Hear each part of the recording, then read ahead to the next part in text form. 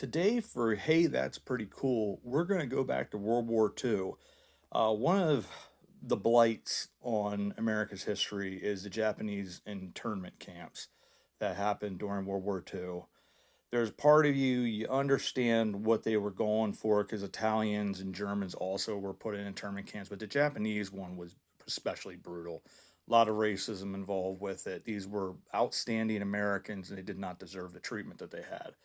So over in California, which is where a lot of these Japanese people West Coast were, there were a number of their farms basically they had to leave behind, and they would have to hope that somebody would take care of them, or else they'd be completely ruined by the time the war ended and they'd be able to go back. Well, a man in particular by the name of Bob Fletcher, he took care of the farms of three Japanese American families while they were interned.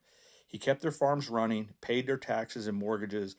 He was also, for his efforts, he was taunted and was actually shot at, but never stopped to take care of the farms until the family's return in 1945. This is where the story gets cooler. So the families offered to pay him any of the profits that he made. He should get them to take care of for taking care of the properties. He actually deposited half of the profits into a bank account so they would have money and interest when they returned.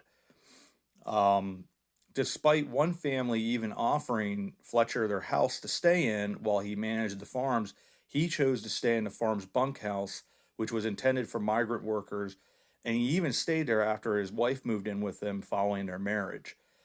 He would work 18-hour days to keep the farms running, and his wife, Teresa, even cleaned the homes, one particular, before they got back. And this is just one of those cool things that Bob Fletcher and his wife Teresa should really be commended for, because they showed a tremendous amount of love and loyalty to their neighbors, and they suffered consequences for it as well. But this is how we should operate. It'd be a world would be a much gentler and better place if more people like Bob Fletcher and his wife Teresa were around.